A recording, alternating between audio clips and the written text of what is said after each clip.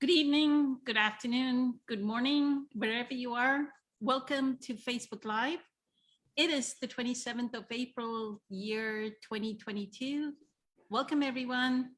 Hope everyone is having a fantastic spring afternoon, evening. I just wanted to take a minute and kind of introduce who all is on the panel today. I'll start with our normal regular member on the panel, April, who is a spiritual teacher. She's a psychic. She has different modalities of healing under her belt, a long resume that I won't get into. Good evening, April. Thank you for being here. Then we have Patricia here, who is a part of our regular group meditators. Good evening, Patricia.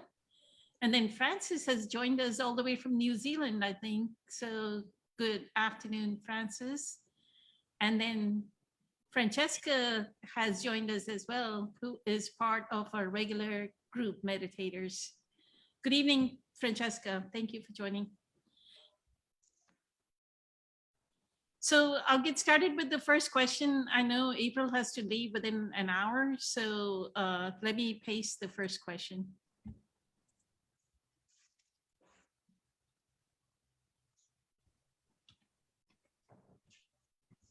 And then since Eileen, our incredible Eileen is not here, I'll moderate the chat as well online. So the question today, April, is I've made a mistake that has had bad health consequences and I have anger towards myself for it.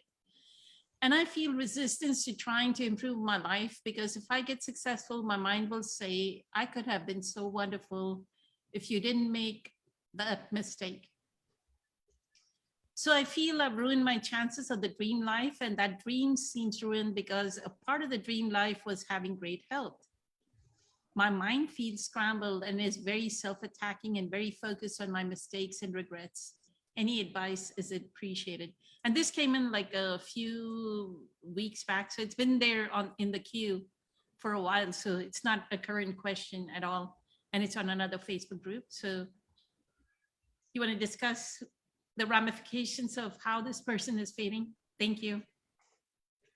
Yeah, the second part of this I actually hear a lot of, so I feel I've ruined my chances for the dream life. I actually hear that a lot in my work when I work with people with substance abuse.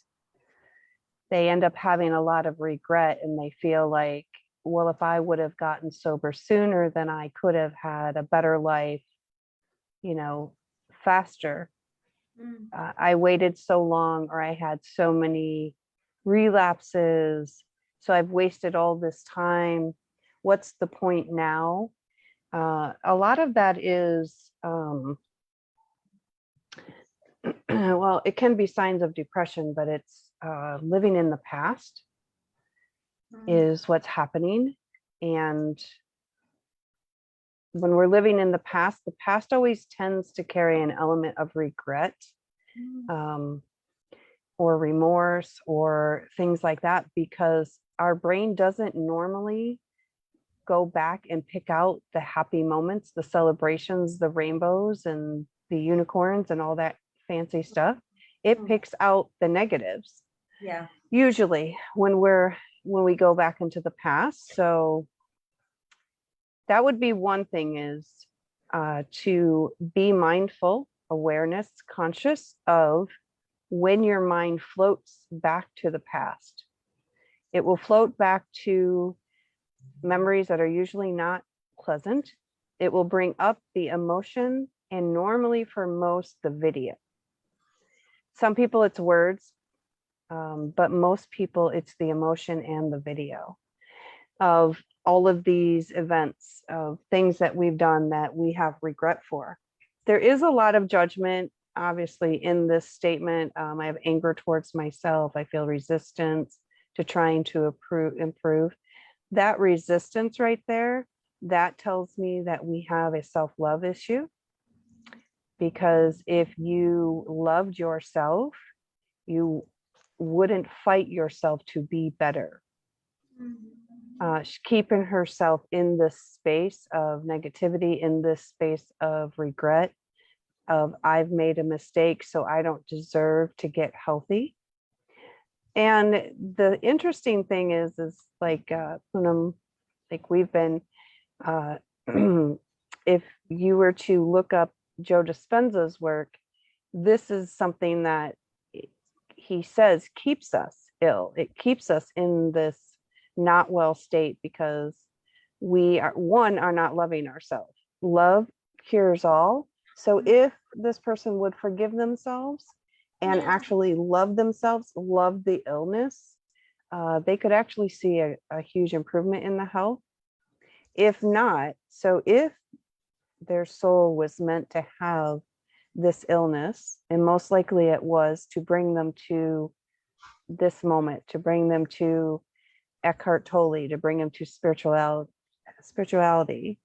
So most likely it was planned. But if it is a case where perhaps they're meant to have this illness and it won't necessarily be cured, the lesson in here is still to learn to love themselves and to love the present moment and to love what they can get out of each moment. And instead of living in a state of regret or anger. Anger is a useless emotion. It is many people's go-to.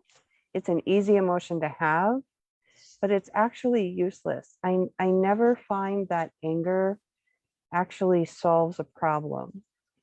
And most of us have core emotions that are results from our core wounds. So if you have a core emotion of anger, anytime that something happens in your life, you will revert to that core emotion. So if the tire goes flat, you'll be angry. If you spill your coffee, you'll be angry. Other people, their core emotion will be depression.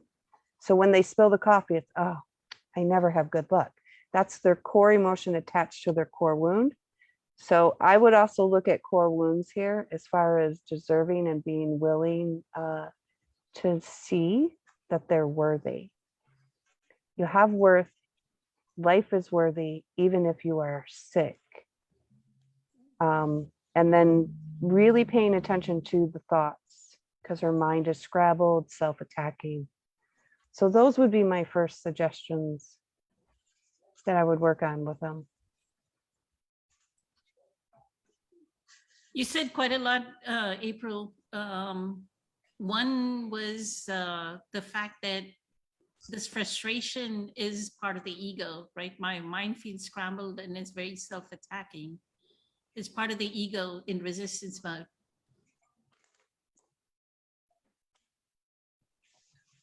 It is part of the ego. So the part of the ego here is actually the part that's comparing them to others, but in this case, it's them to what I could have had. So the ego is saying, you didn't do good enough. You made this bad, horrible mistake. You're just a bad person. So in this case, that's how the ego is working. Other cases, the ego will work as far as I'm not as good as that person, or I don't have what that person has. This one, the ego is wounded right at the self-esteem, right at the self-worth. And then would you say that that core emotion, that core belief is actually something that could be from a past lifetime? Like they were born with that, Eckhart refers to it as dense karmic accumulation. Like we were already born with that karmic memory, as Sadhguru would say, right? The karmic memory is already in our energy body. So, like some kids are depressed, or some kids are like a 5 or 6 year old or a 10-year-old may be depressed. And we've done everything as a parent to do the right thing as a parent, right? Yeah. Like we've raised them well, we've given them good food. I mean, there's nothing we've done that would have been out of the ordinary of parenting. It's not like they've gone through like a huge trauma, but they may have that karmic accumulation already. So that's twofold. So one, it's the way you described it. It's also genetically, whatever's genetically running in the family. And that is exactly it. You have some children who just seem to come in just as strong as ever. My granddaughter's like that, man, that child she can fall from the highest tree and she just literally bounces. I'm fine. Like just, and her sister though, will lay on the ground and cry for hours. Like just, she's died. So I do think that is karma. And that's what I meant when I said that if this soul of this person was meant to have this illness, that would be a soul thing. That would be a soul contract. And if we haven't learned to become enlightened throughout our life, then something will happen, such as an illness or an accident or something else to wake us up. It sounds like this is probably what happened, but also there's a lot of talk here about self-worth, self-esteem. I have a health condition and I made a bad mistake. There's a lot of judgment in here. When we don't love ourselves when we're younger, we don't make good health choices. We don't, because we don't love ourselves enough. And also we're young, so we think we're Superman, we can do anything. So I do think that there could be a karmic thing going on. There could be as well. I would really, really focus on loving yourself and knowing that that you're worth it and that you're worth creating the changes in your life to make your health the best that you can be right now. Beautiful. Incredible. Thank you so much, April, for all the insights. Eternally grateful to you for always being here with us and providing the right guidance that the person may need, or anybody that's listening and receiving it, right? Thank you. Because sometimes the question is not for the person who's asking it, it's somebody else that receives it, right? Somebody going through the video or somebody going through the live, they receive it and then they respond. So thank you. Caesar, good evening, and introducing Caesar. Caesar is our channel on the panel, and he also is a spiritual teacher.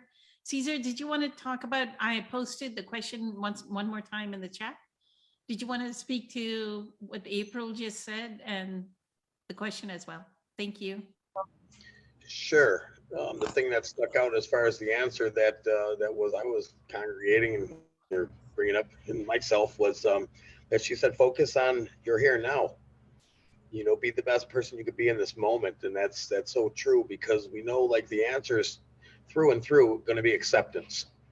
Acceptance of what is. You are the best version of yourself at this moment, and everything that you have been through was just a part of the process to becoming.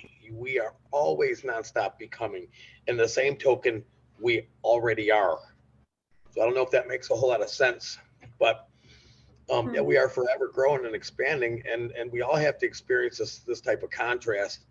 I'm sure many of us, myself included, have made mistakes, throughout our lifetimes that affected, every aspect of my life or our lives, including health.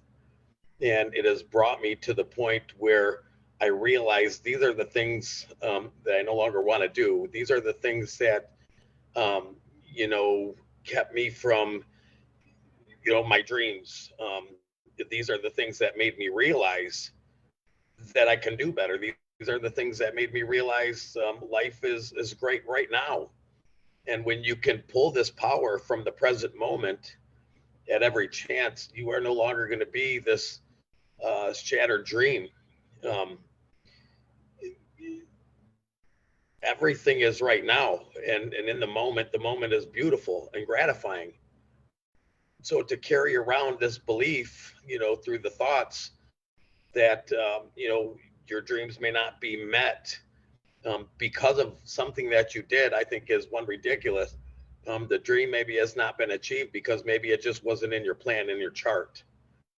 And it may have been a stumbling block, but don't make it out to be other, anything other than what it is. And it is what it is. It's just now, it's happened. It's over. Like April said, focus on being, in the moment. And that's where you'll find your peace and your joy.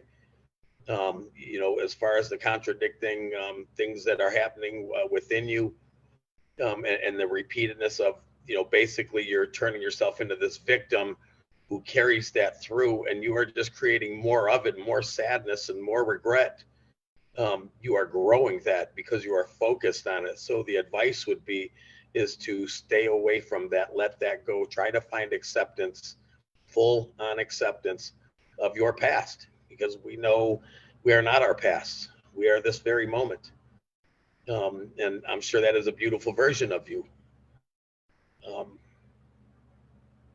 I would stay dialed into the moment, and honestly, that cannot be carried around with you into you cannot be a part of your present moment, or the results that it will bring forth, and that is suffering.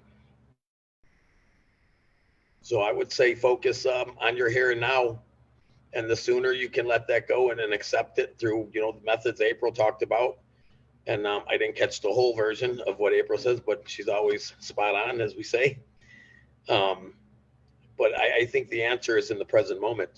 And when you can surround yourself in this present moment, and it brings forth this gratitude, you will definitely 100% see your life start to change. And then you constantly create more gratitude by vibing in that way. When you're so focused on the mistakes that you made, and you have this regret and this self-shame and the self-blame, it appears life is going to just keep offering more of that back to you again. So find the way to feel gratitude, and let's start pulling some of that into your life, because that's exactly what life will offer back to you.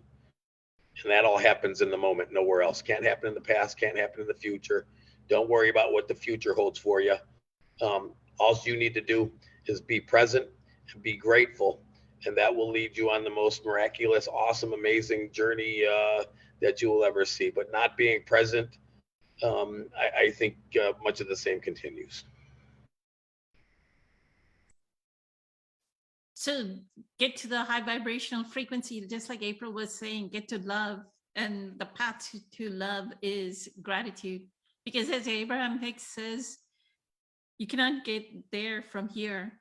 You cannot get to gratitude from if you're feeling frustrated and victim identity. So step yourself up. And one step up is gratitude. That's what you're saying, right? Perfect. Phenomenal. Thank you so much, Caesar. Beautiful. Patricia, did you want to say something about this? Thank you. Thank you.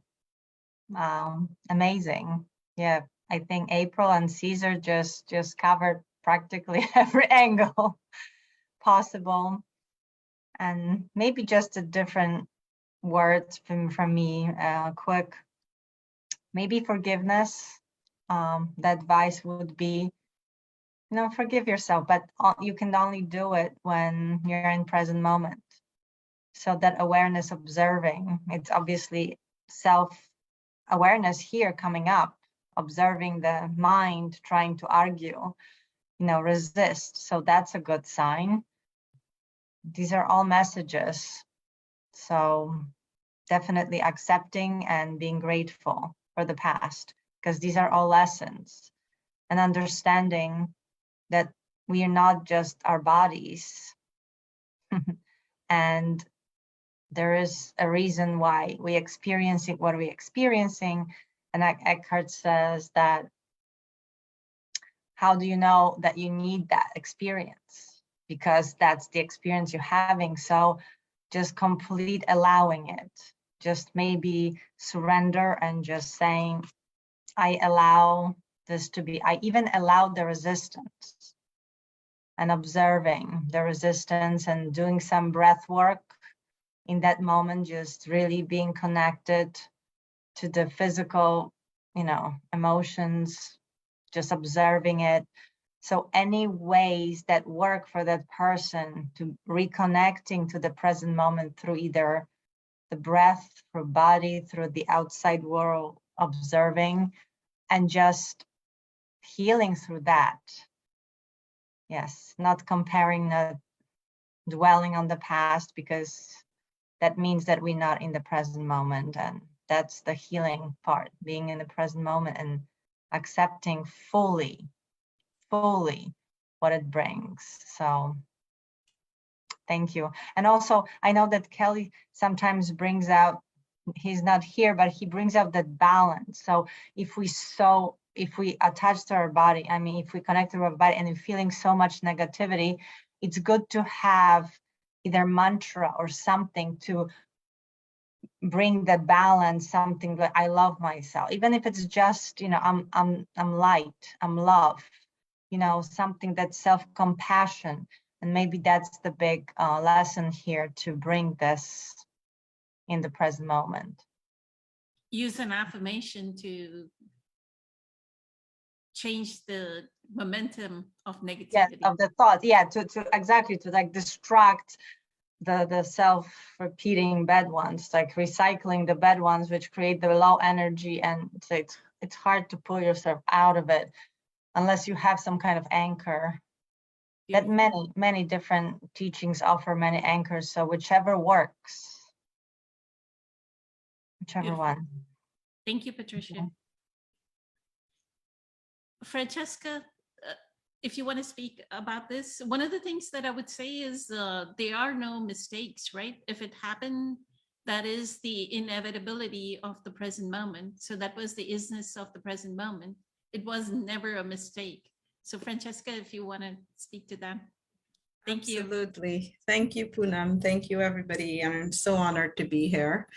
And I really want to speak to this because this one literally hits close to my heart. And the reason being, it's because, I've been doing inner work for 8 years and went deep, really deep into the journey. And then 5 months ago, literally in September and October, I started getting heart attacks.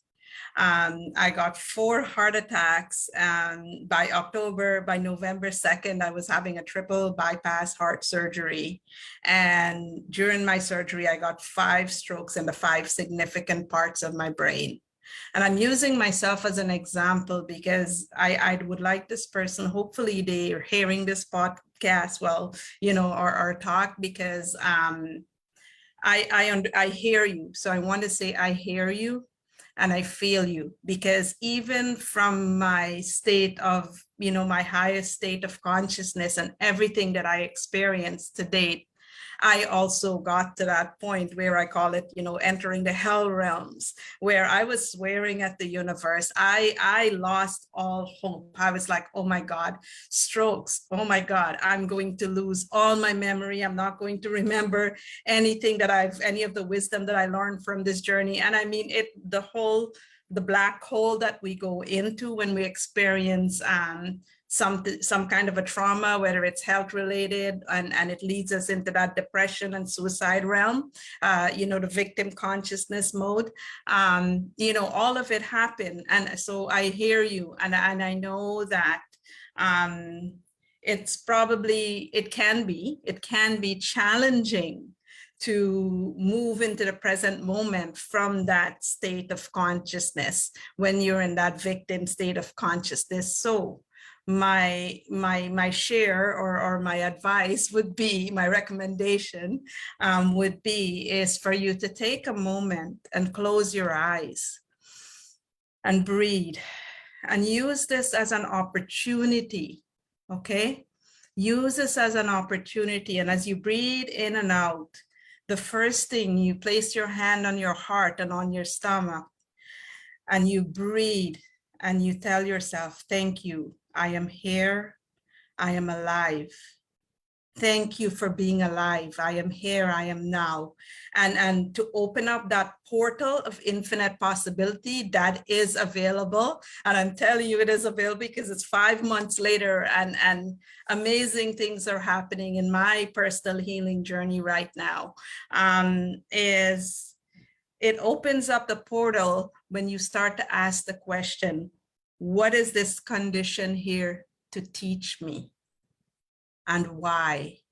And I invite you to ask those questions in meditation and have a journal and a pen with you so that you can write the question and even write the answers down. Allow yourself to be fully present. Place your hand on your heart and on your stomach, on your body, anywhere on your body where you're feeling guided to place your hands. Ask those questions and write it down.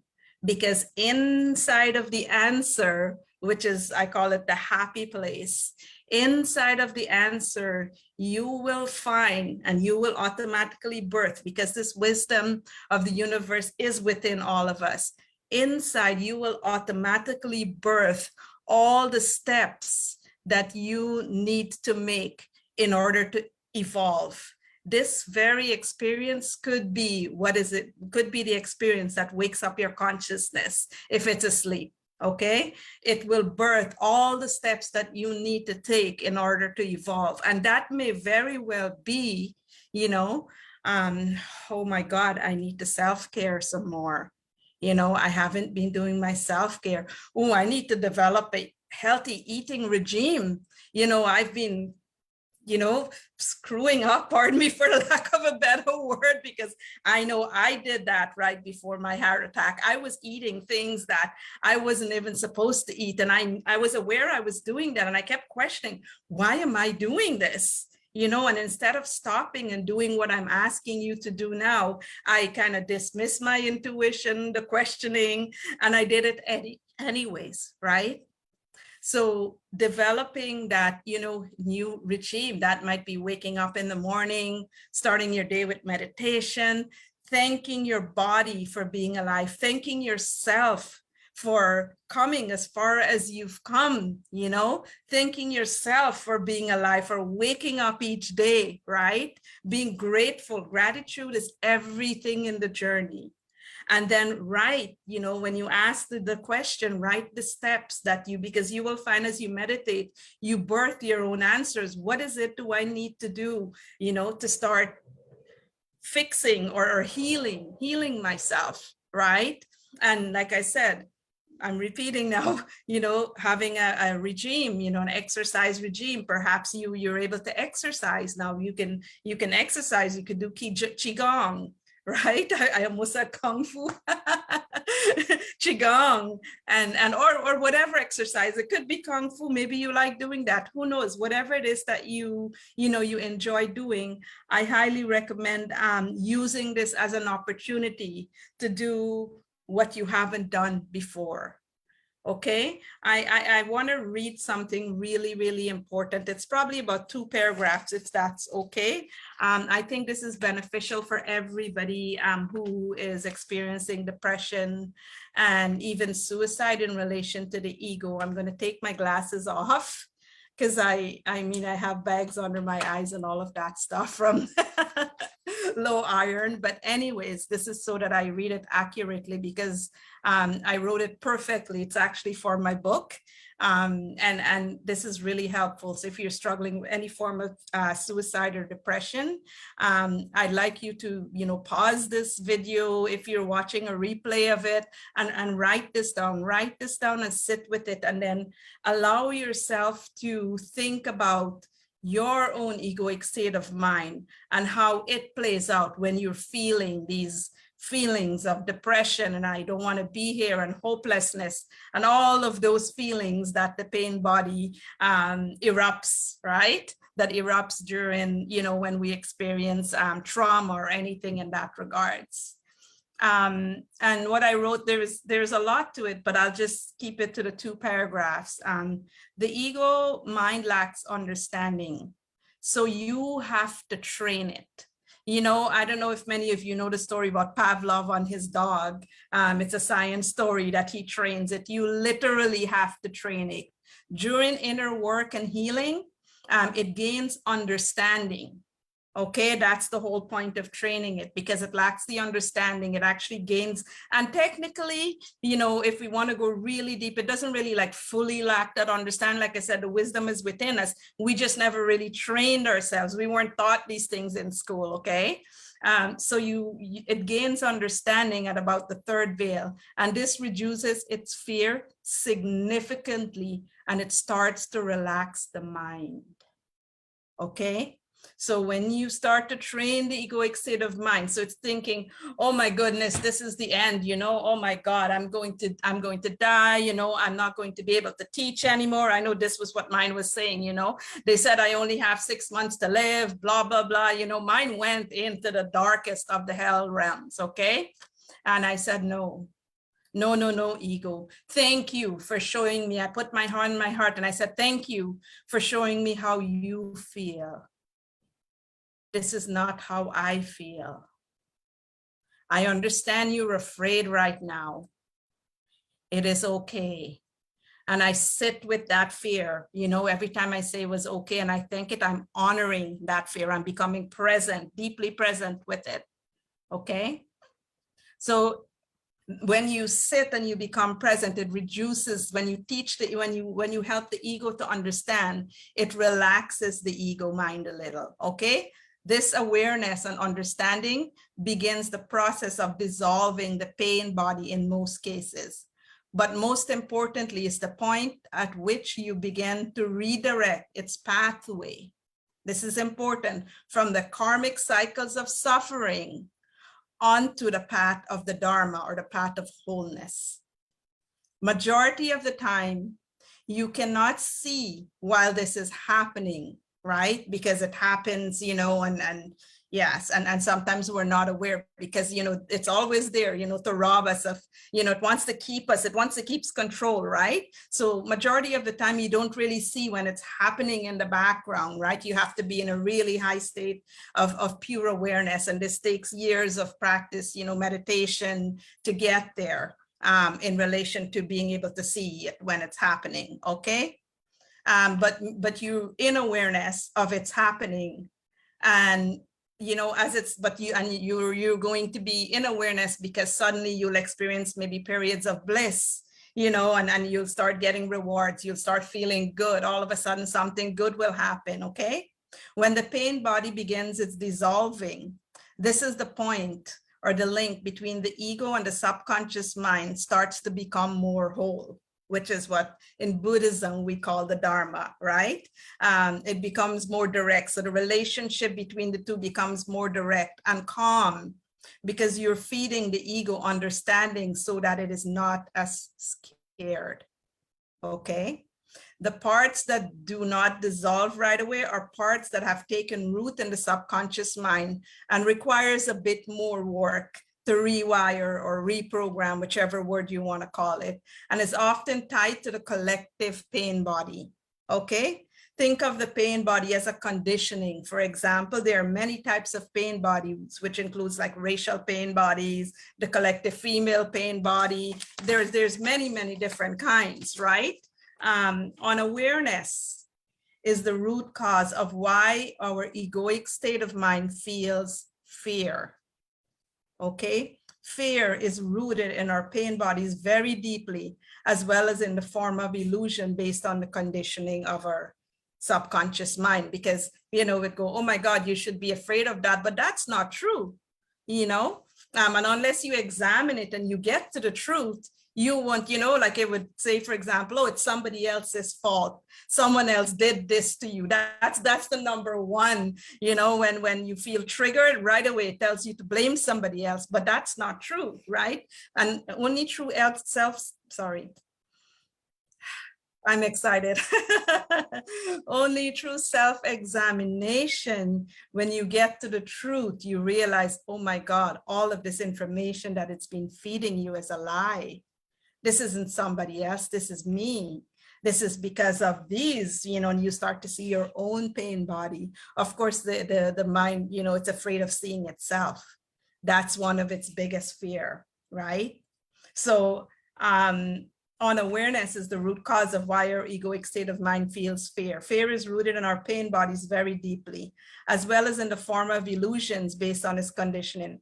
For example, when one fear of loneliness, which arises from feeling like they are not enough, and feelings of insecurity or uncertainty arises, from this arising, you cling to yourself or to others and to others as enemies.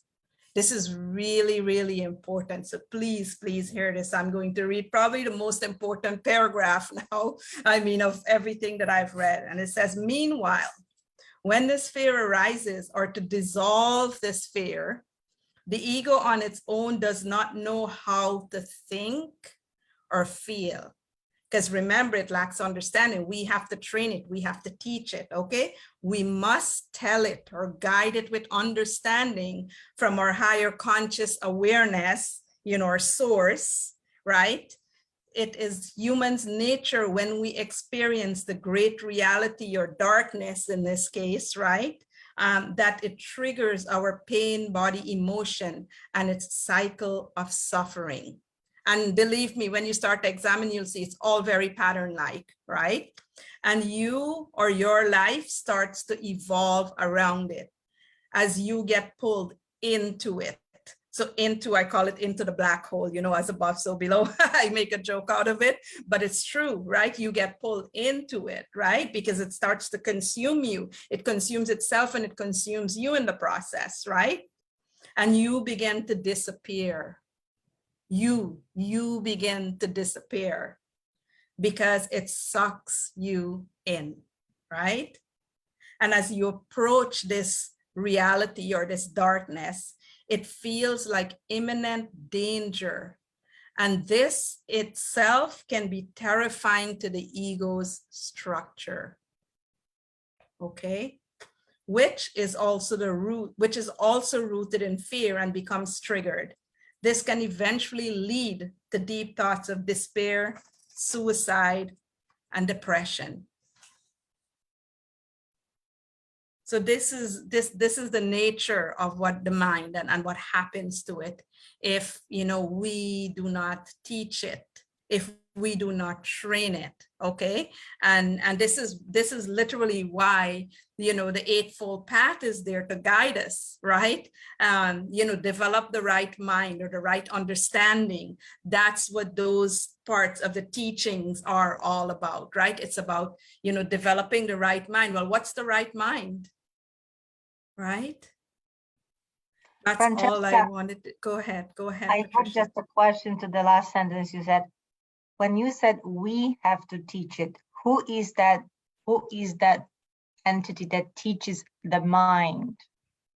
So that's to access that entity or that source, it's source, the godlike energy that's within us. And there is no words to really describe it, but it is accessible through meditation. It's how I've accessed it.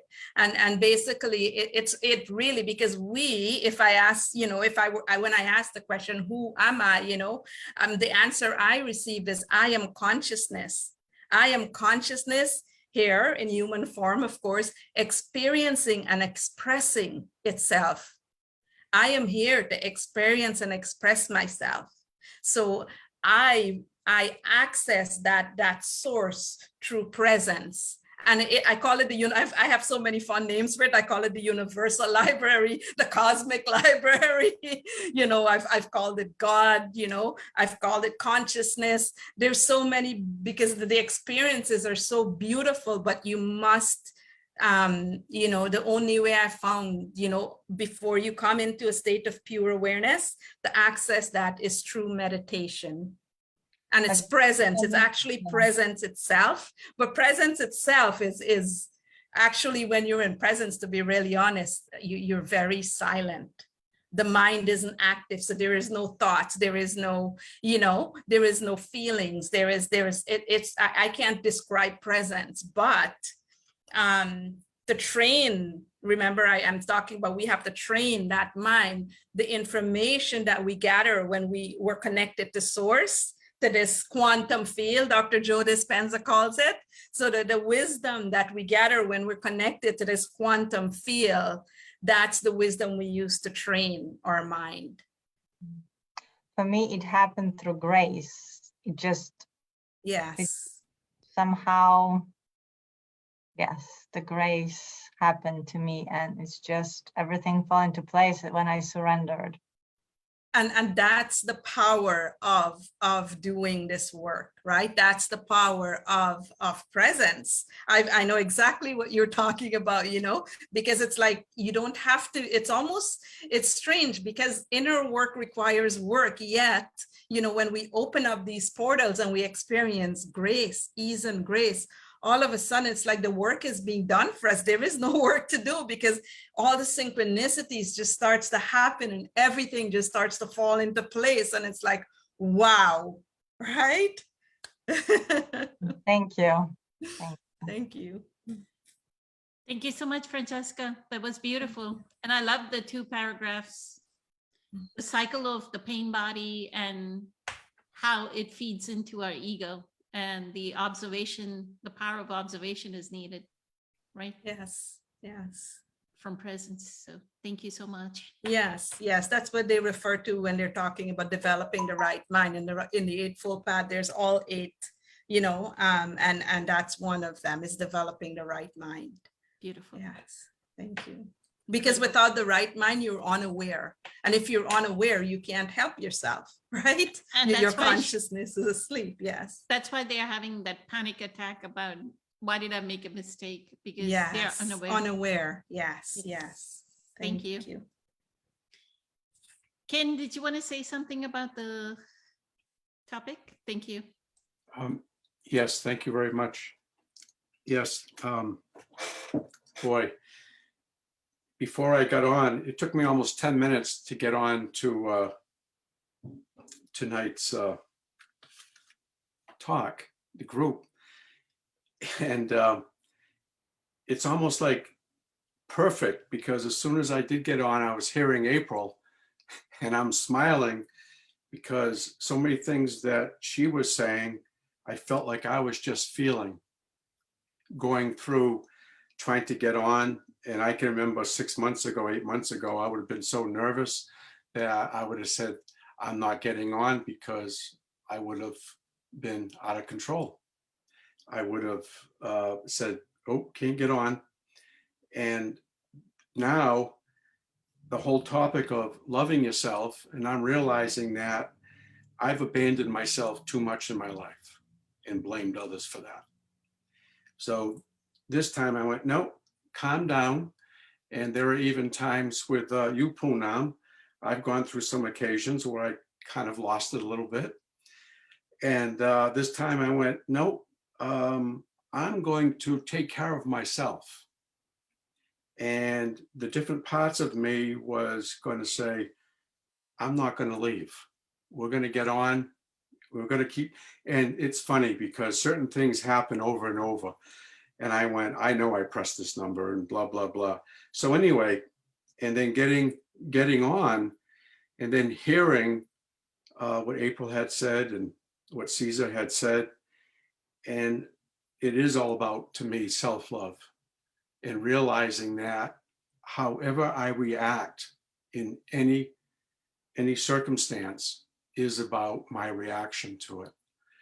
And it is about self-love.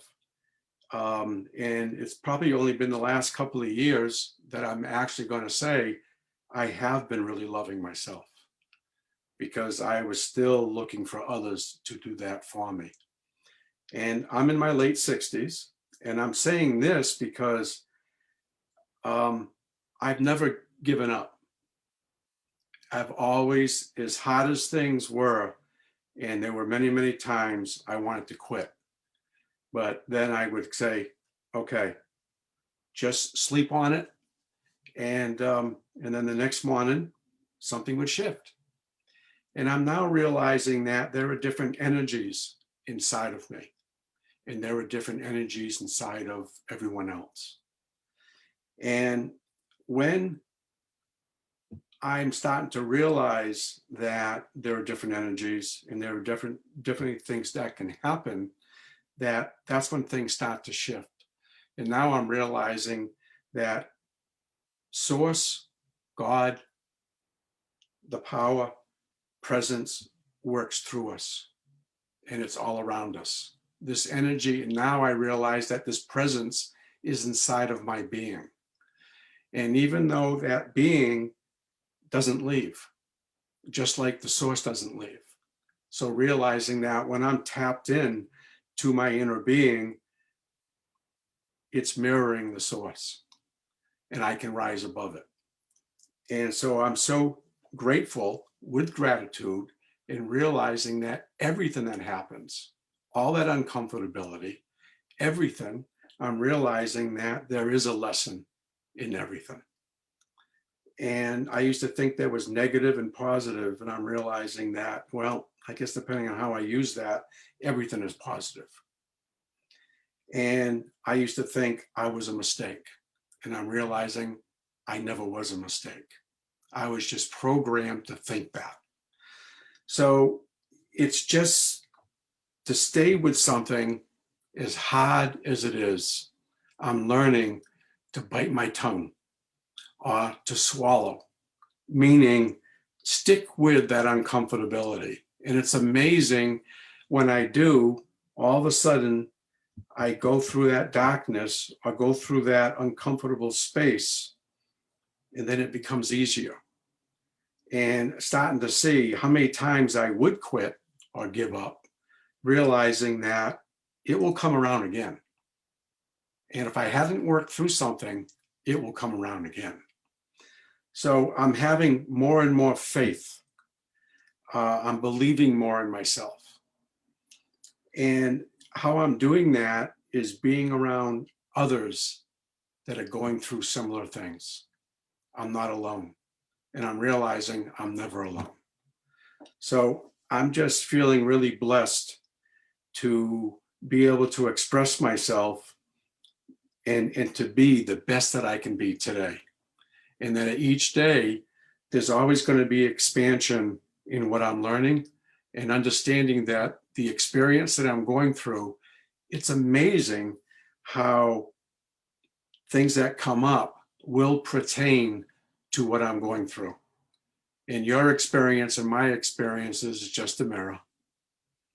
And it's just, and then realizing that one's expression is someone else is just listening or learning another way, that there's more than one way to skin a cat.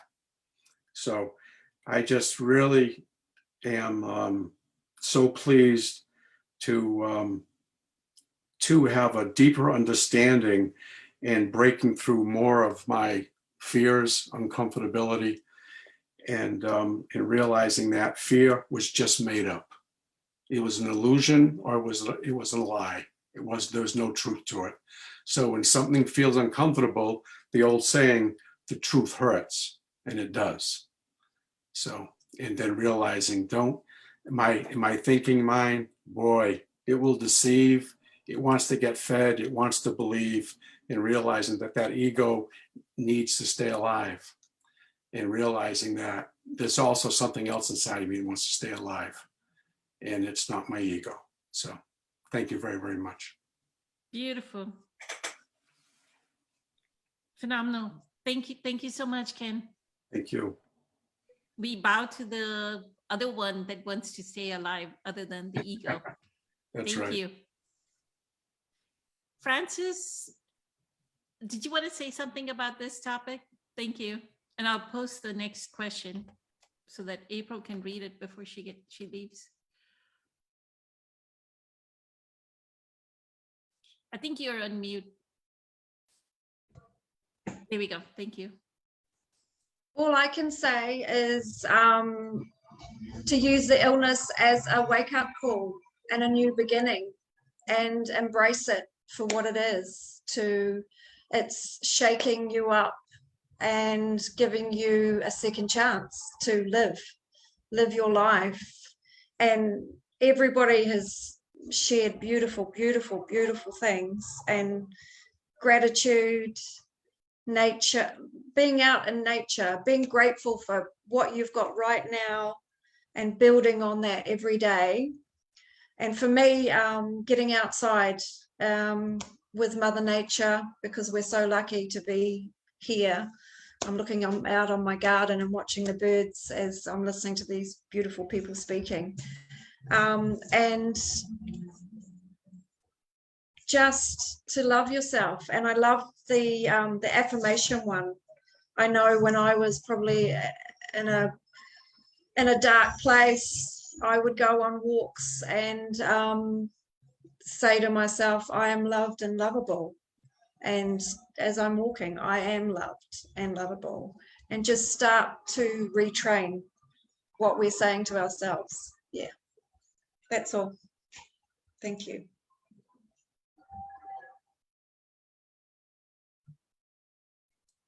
Thank you so much, Francis. I was in mute. You didn't hear my thank you. Phenomenal. Thank you so much.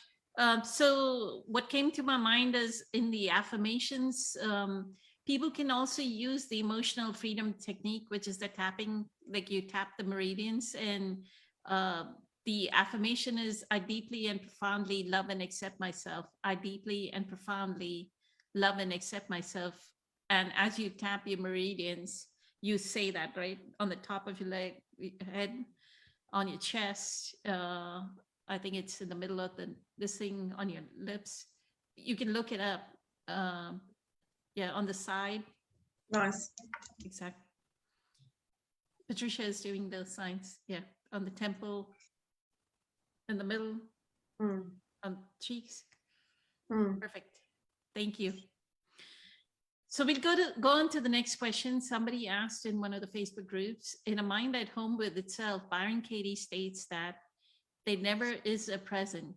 Freedom is understanding that even now is an illusion is just one more concept. And they asked for clarification. Why did she say freedom is understanding that even now is an illusion? It's just one more concept. It's beautiful. I'm going to put Francis on mute. Just 1 second. Okay, go ahead, April. Thank you. One more concept, that the present is one more concept, or that the illusion is one more concept? Freedom is understanding that even now is an illusion. Now is an illusion. And I think now is an illusion should be in quotes. It's just one more concept. Well, I'm trying to clarify if she thinks that it's an illusion is the concept, or is it that there's no present moment is a concept, or there never is a present. Freedom is understanding that even now is an illusion.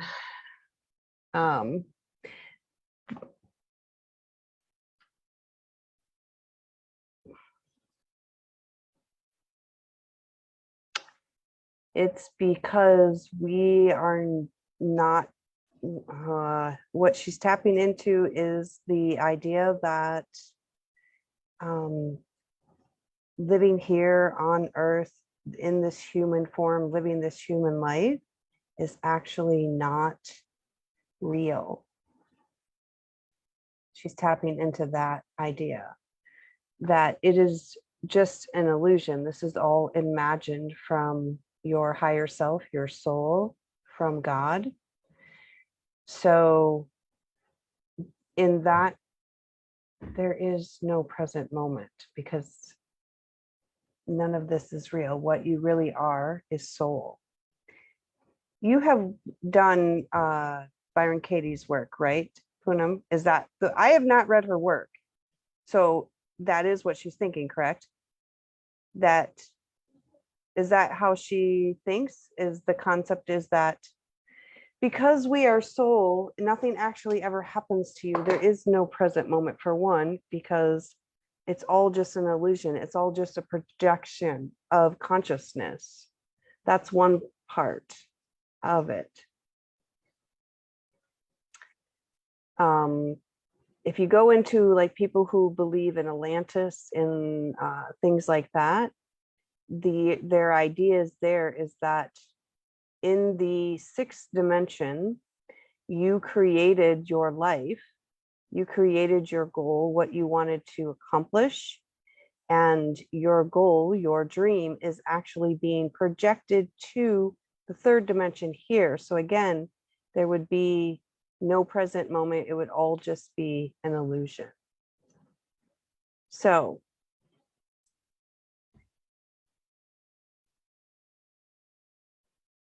freedom is understanding that even now is just an illusion.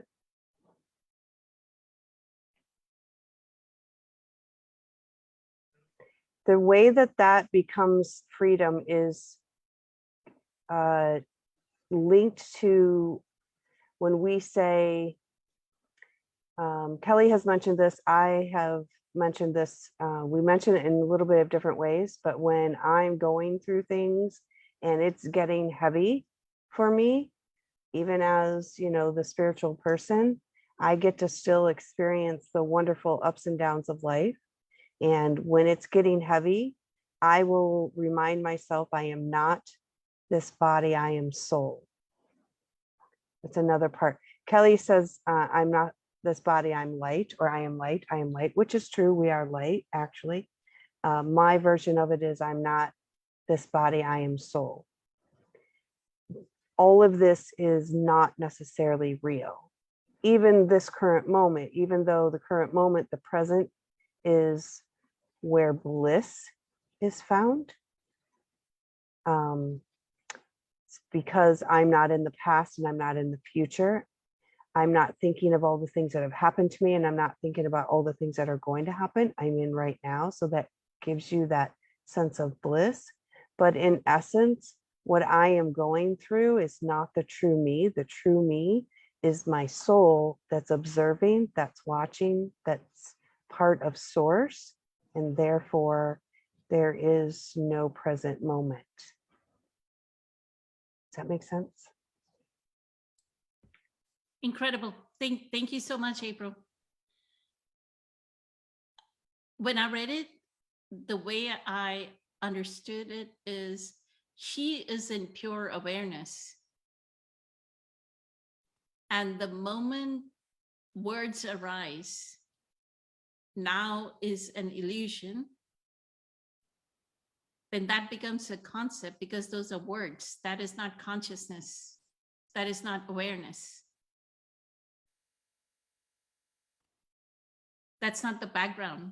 That's the foreground. The words now is an illusion are thought formations. It's the content in awareness is the way I understood it. That's why that's the freedom, because we know from awareness that now is an illusion. The words is thought formations. It's just content in awareness. Saying words now is an illusion. Everybody verbally says, right? Oh, now is an illusion. Or this world is an illusion. But what is the illusion? Those are just words. That's just a thought formation. So that is the freedom, because we only know from awareness that saying those words are just words, like saying sky is blue. Like she says, right? On this planet, do we judge?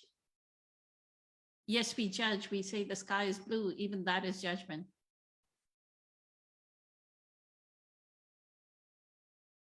Like she's sitting in complete awareness, right? Pure awareness. Like she is source itself. Now, source is saying, when you say the words now is an illusion, is words, is another concept, just another concept. The moment we know that, we know, then we are speaking from awareness. We are not the words.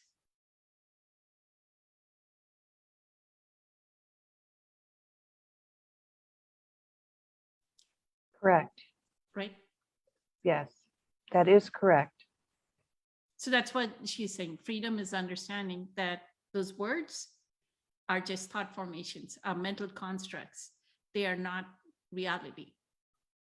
The presence, the consciousness the consciousing of ourselves is reality. The consciousness source flowing through us is reality. Mhm. The words Yeah. are not the reality, is what she's saying, right? Yeah, that is true. If you're looking at the words and the concept part of it, yes, there is never a present. And there's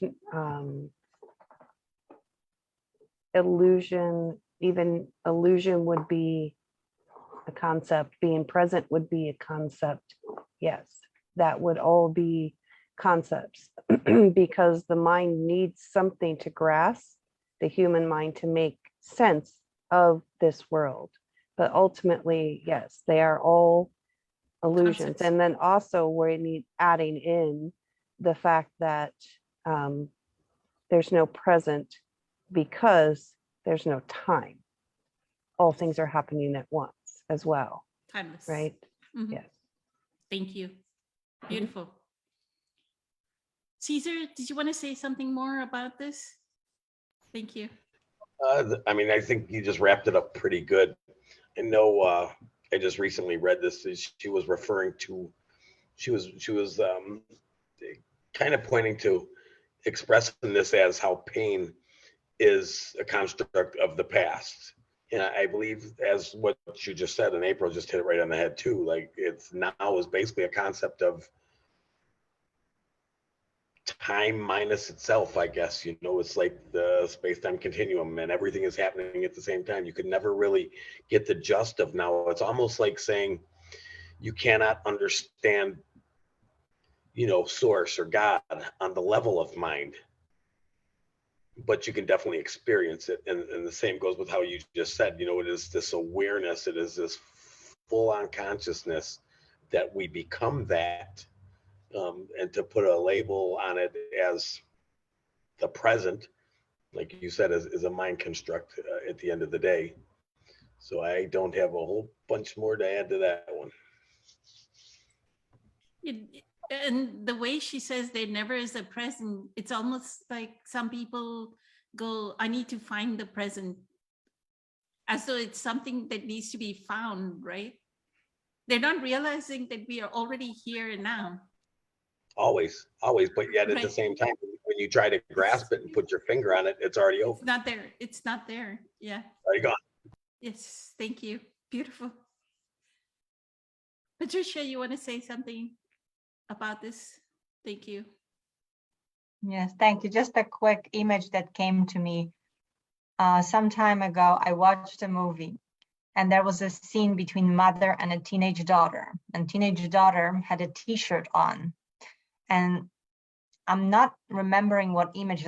Let's say it was an apple. It was just like a picture of an apple and saying underneath it, "This is not an apple." And they had a conversation about it, and I was like, "What a stupid T-shirt you have!" It's like, "Of course it's an apple," and the daughter's like, "No, it's not. It's image of an apple, so it's not even. It's not, you know." So, and it brought me also to the concept when Eckhart says when you teach a child, like when the kid is out there in the nature, right, observing everything, there's no names for anything, he's just experiencing. Once you say, "Oh, that's a bird," you're taking something away from it because you're locking it in the concept. So I think that's what it means. Beautiful. It's limiting any concept that mind comes up with. It's like dividing the reality into those pieces, but it takes away its real being kind of out of it. Thank you Thank so much, Patricia. Thank you for that. I was listening to Eckhart, Simon Davey from our group meditation group.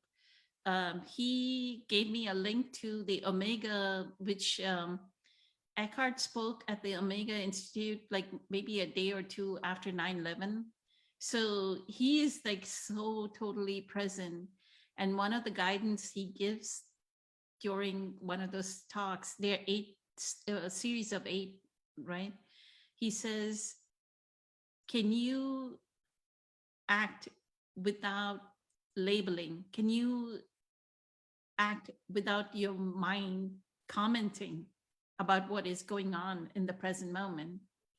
Because if you realize something starts to comment, right? Oh, I need to go get coffee, or I need to go, and actually Patricia and I don't even drink coffee. I'm just giving an example. Oh, I need to go make, we'll give our example, I need to go make lemon water, right? You wake up but that's commenting. So I've started taking breaths. Like I'll focus closely, like if I'm folding my sheet or folding my comforter, then I take breaths so that I'm not commenting, because we end up commenting, oh, I need to fold this comforter. I don't know how much it may not be about the past or the future or anything of that sort, but we'd start to comment about the present moment itself. That, oh, I need to go brush my teeth. Oh, I need to go make lemon water, right? And so he talks about, can we live our life? The day that he had his awakening, he said his mind shut down and he stopped commenting. And that is living in presence. So that's his instruction to us. And I find breath is a very good way to anchor. Like if we breathe and focus on breath, then the mind shuts down and we are doing the action, like we are folding the comforter or making the lemon water or making the celery juice or whatever we are doing. So thank you for that, Patricia. That was a beautiful pointer. Francesca, did you want to say something about this?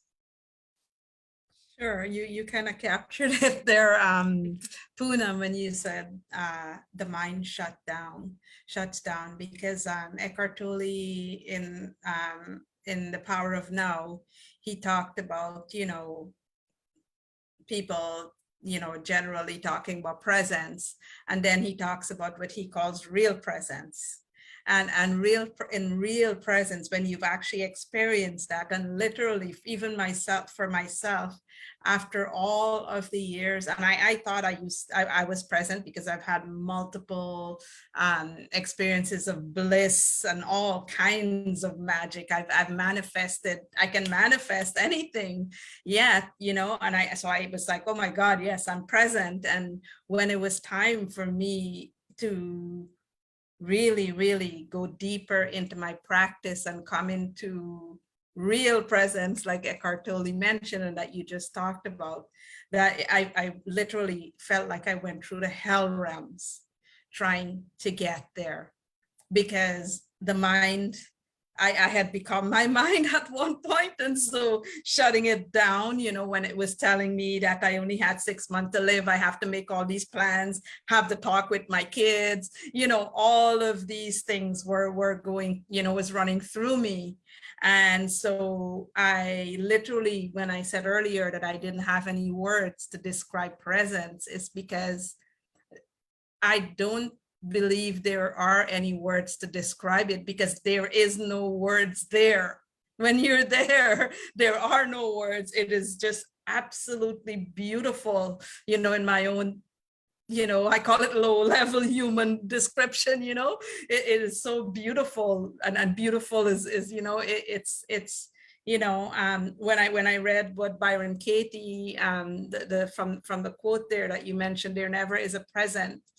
Freedom is understanding that even now is an illusion. I guess essentially what she's saying, these words are just really thoughts, right? That's generated by the mind, because true presence doesn't really have any words, right? It's just so it's a state of consciousness that we can, for myself, I experience it, if I were to put into words, it's like tapping into what feels right now like my highest state of consciousness, right? It's a state of consciousness that I can tap into.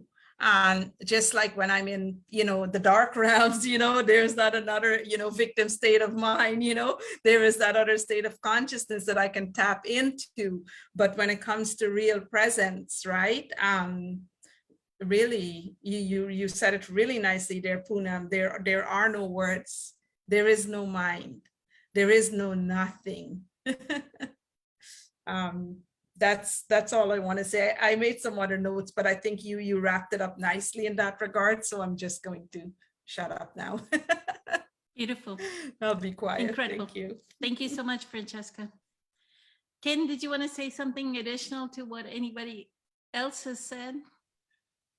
Yes, I feel All like great, all yeah. great pointers, right? Thank you. Yes, absolutely. All great pointers. And for me, I guess the first sentence, it says, in a mind at home with itself. Right The there. name of the book. That's the name of the book. Oh, okay. A mind at home with itself. Okay. Well, even that's the name of the book, that there, it says Byron Katie states that there never is a present freedom in understanding that ever now is an illusion. It's just one more concept. So I guess I'm taking it as the thinking mind is an illusion. And being presence, so my inner being is presence in consciousness, but my thinking mind isn't. It's not. And that's where the lie or the illusion comes in, and it's just a concept.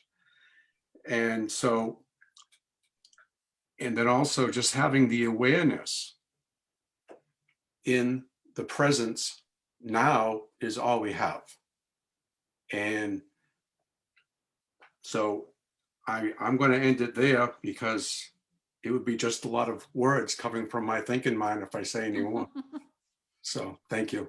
It kind of, this question itself is something that no words are necessary, right? No. Okay. So, And I think that that's why Buddhas and Buddhism, when it came to describing anything, he was only describing what it's not. Like he would say, oh, that's not it. That's not it. That's not, like, you can't say what it is, but you can always say what it's not. Like Eckhart always says, I can only explain the obstacles to presence. I cannot explain presence, right? So thank you. Francis, you're the last. So do you have anything? You have to unmute yourself. Thank you. I think everybody's answered, and yeah, maybe it's just, yeah, being quiet. Here's an example of the truth, right? Just being quiet.